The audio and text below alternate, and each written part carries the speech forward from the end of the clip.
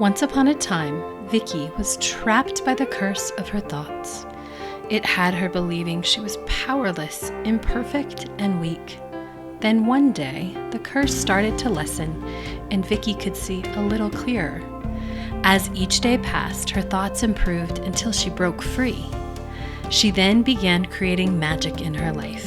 Now, Vicki is getting ready to marry her Prince Charming. This is her manifesting success story.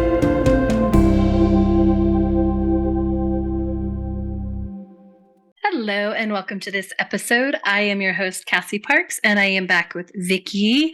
And today we are going to have a very special episode all about how to manifest a relationship. So welcome, Vicki.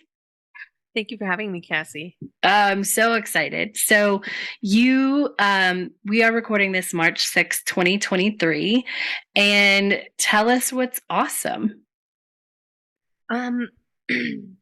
I am planning my wedding, and it is turning out so much easier and more glamorous than I ever gave it credit for being. And I'm in a marvelous relationship, and I'm deepening other relationships, and there's a lot of awesome, actually. Yay! Enough money. That's awesome. Highlight if you missed that, listeners. Vicki's engaged. Yeah. Oh, yeah. You sort of mentioned it, but not officially meant its own thing, which is awesome. Yeah. And we're going to talk about that. In the next episode, we're going to talk about, manifesting your engagement and all of that fun. And as we go through, they'll probably be together at the end, but we are also going to document Vicki's journey of manifesting her wedding. So I'm excited about that as well. All right, let's just jump in. So this is the How to Manifest a Relationship episode. So tell us, how did you think about love and relationships when you were a younger kid dreaming? I had very high expectations of love and relationships as a young person.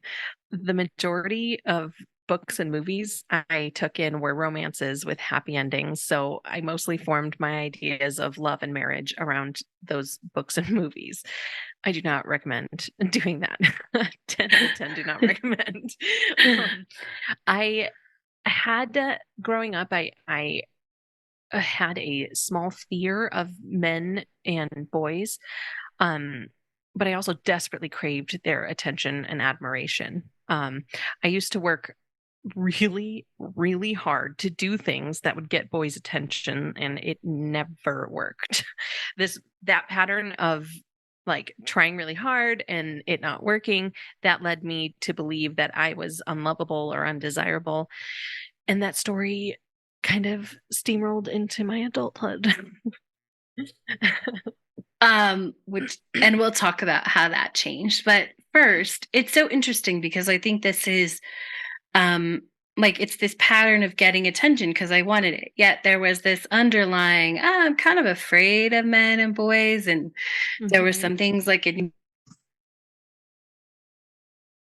Oh, I didn't hear that. So yeah, when you have that, have this underlying fear of this thing, but then I want this thing, but then I don't get it. It never occurs to us to be like, oh, it's like we decide that we're bad or we're wrong. Oh, I didn't get this attention from boys. Not, oh, I wanted this thing, but I was also afraid of that. So that probably created some murky attraction energy, right? I don't think you were thinking of it in those terms as a child, but that is what happens from a law of attraction standpoint, right? Yeah. Yeah. Totally. What was your view of relationships before you started on this manifesting journey? That relationships were not something that I was worthy of. Like that if I did have a relationship, I would have to give up so much of myself to feel worth the space I took up, that any relationship would inevitably end up feeling like a trap. I wasn't worthy of a good relationship or a good partner. All right, let's break this down. Okay. Um, so relationships in general, you just didn't feel worthy of, right? Did that Yeah, just extend, was that just with men or romantic partners, or was that? yep, with any romantic partner. I just was like, I truly just did not see myself with anybody. I just could not envision myself with anybody. Like, I think when I first started LOA, long, long time ago, I was probably like 20. I I like kind of came up with a thought, but it just felt so like I wrote a list of all the things that my boyfriend would be like top Obviously. executive at Apple. like, like penthouse on the Upper East Side.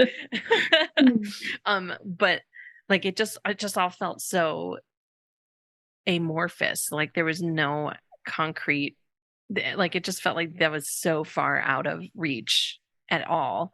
And the few people I dated like right before starting LOA really reflected that. Like my lack of worthiness. Yeah, absolutely. Um, so if I did have a relationship, I would give up so much of myself to feel worth the space I took up. Mm. Break that down for us and tell listeners because a lot of listeners might resonate with that. What does that mean? I felt that because of this pattern I had seen and experienced for so long in my life that it meant that there was something flawed about me. So I would have to change.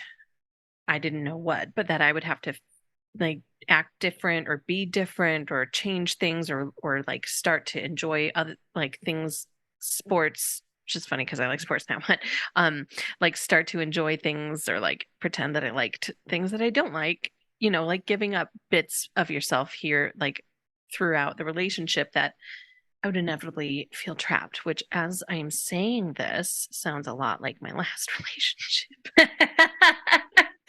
Yeah.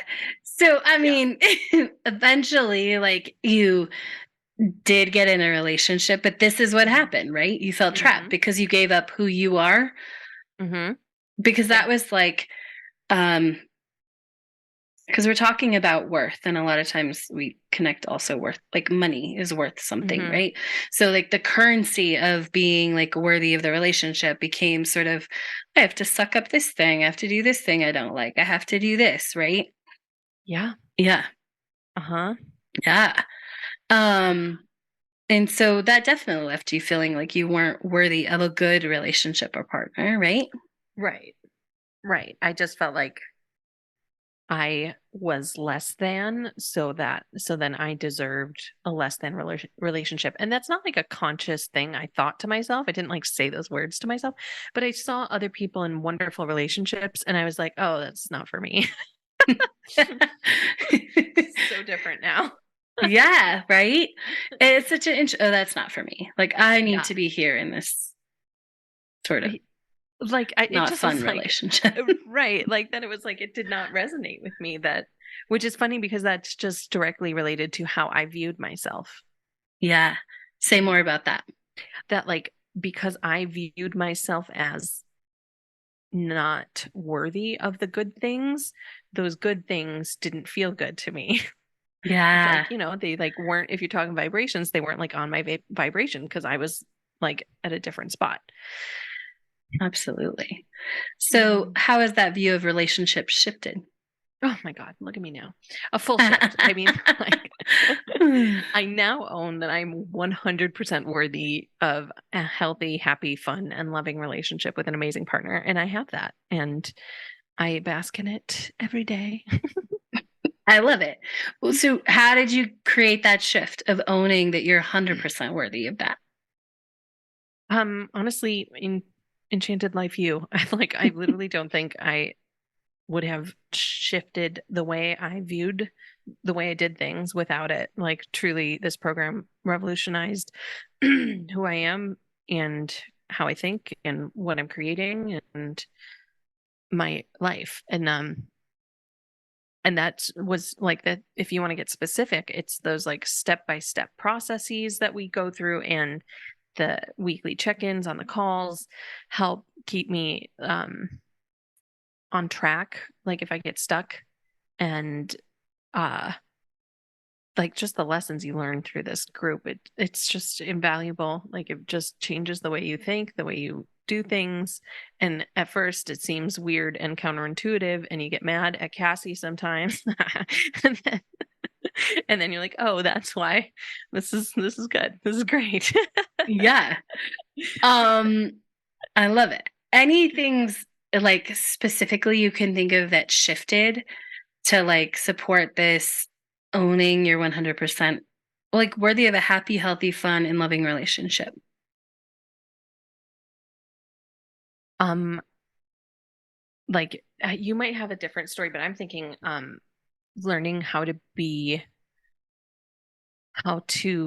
be worthy of money was how I learned how to be worthy of a relationship, I of a was good going to ask, relationship. like, if you didn't have Yeah. an answer, like, let's talk about the connection between being Yeah. worthy of money and love. So Yeah. tell us more about that. How does like being worthy of money connect to being worthy of love?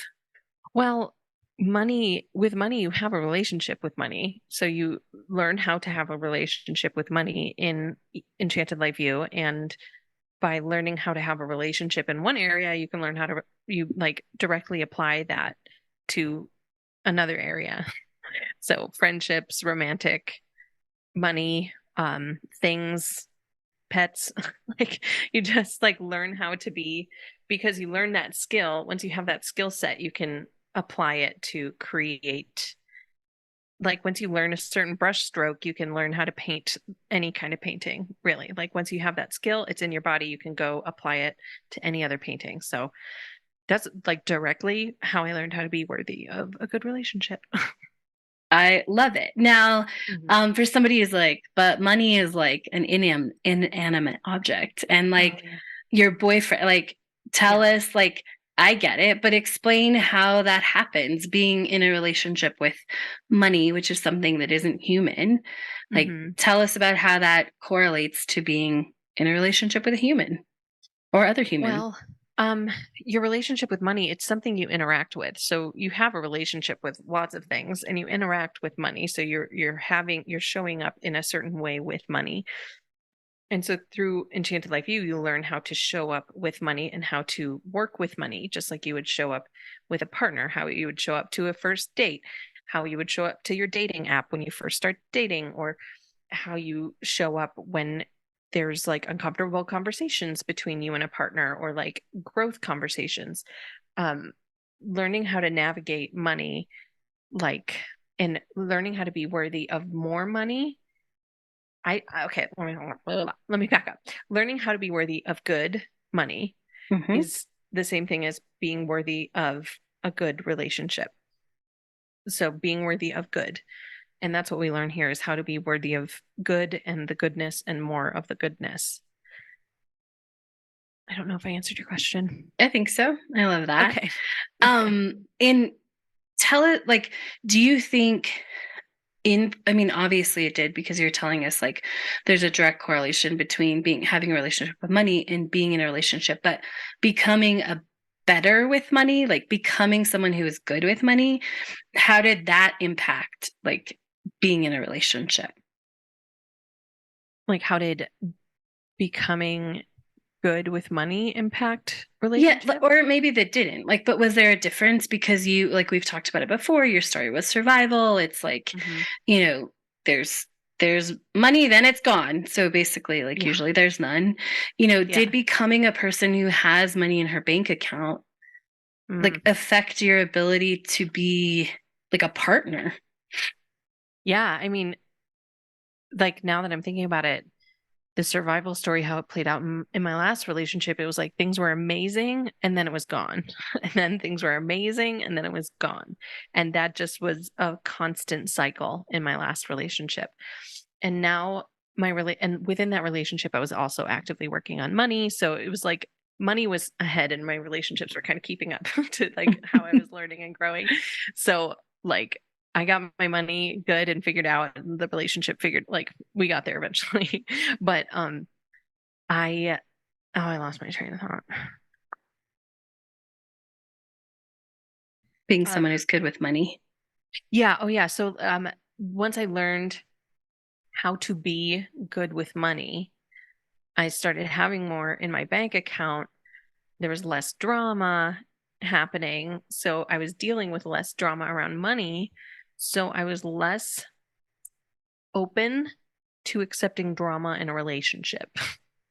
Like Mm, less available to deal with drama in a yeah. relationship because I Hmm. was not allowing drama in my money relationship. So I was no longer available for drama in my money or in my romantic relationships. Yeah. That creates a shift, right? Yeah. Hmm. How has the view of yourself in a relationship shifted? Um, that I am a person worthy of goodness and respect and kindness and love. Um, and that I am worthy of that just because I exist. Amazing. And that's something I told myself in my last relationship. Like I would it wasn't like an affirmation, but it was something I like had to remind myself of constantly. But now it just is. Say more about that. Like, what did that look like? Reminding yourself constantly, like when it would be bad or Oh trying to yeah. get it. Like, Yeah, when I was being mistreated or like something happened with my partner at the time that I didn't like that I knew was not acceptable to me, but I don't know what was happening, why, but I would just like, I would stand up for myself a little bit and then have to like actively, like, I would get pushback from my partner and I would have to remind myself to like stand in my power. I am worthy of XYZ, of like being spoken to kindly or like respectfully or like not having a temper tantrum at me all the time. Like, I am worthy of these things. These are baseline. Like, having to actively remind myself of those things, but now it's different, like with a partner who is so amazing. um I don't like, we don't really have those big dramas. So it's not like something I have to remind myself of, but there are other relationships that you and I have just recently talked about that like I have had to be like learning again kind of how to own my worthiness. yeah. We haven't touched on this yet. I want to talk about how scripting played into manifesting this relationship because you started scripting an amazing relationship, like your future self, um, Hmm. almost 5 years ago, right? Hmm. And so tell us about the process of being asked to script like the most amazing relationship you can dream of while in a Hmm. relationship with somebody who maybe you don't even see as capable of that or like that's ever a Hmm. possibility. Like walk us through that story. I definitely, when you first started telling me that that's what needed to happen, I pushed back hard and I refused. Like, just straight up was like, I am not doing that, Cassie. You were wonderful about it. But like, I did eventually come around to it when it felt good. And I did change because in the script, I had his name, my ex's name in there. And you said to just make it a generic pronoun, or I think you were like, because we were both talking about Bridgerton a lot at the time. I think you're like, you can change it to the Duke if you want. Yeah. So I think about that a lot. So anyway, um I changed the pronouns to just like they, them kind of thing, like within the script. And that really made it like, it really opened up some doors and like opened my mind to the possibility that there is better out there. And it did it in what might seem like kind of an indirect way, but I like through scripting an unidentified person, it was like it was more palatable. It was easier for me to swallow and accept and move forward and make, because I think I changed the pronouns and I think like 2 or 3 months later was out the door. Yeah. So yeah. Yeah. And that's 2 or 3 months later of doing like scripting that script 5 times a week, right? It's not just like, oh, I Right. changed the pronouns in 3 days. Like you are Right. continuously being in that space and getting that experience, being that person who has that ultimate partner, that best Mm. relationship. I'm remembering now that I had a flash back then that the partner in the script was dark haired with a dark beard. Oh, that's That's what I got now. amazing. That is what you got now. I know, which is funny because on the dating app it was like, ooh, a dark beard. Oh, I hope you didn't hear that. No, I love it. It's fine. Nick, I love you. That's amazing. Tell us what the title of this amazing love story is. All of her dreams coming true. Yay! Yeah. For someone listening who wants a relationship like yours, tell them, like in like as few words or in a wrap up, how to manifest a relationship.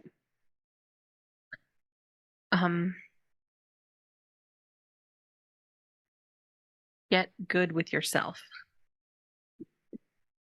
Yeah. I mean, it's pretty cliche. Everybody says learn how to love yourself, or how can anyone else love you? But that never resonated with me.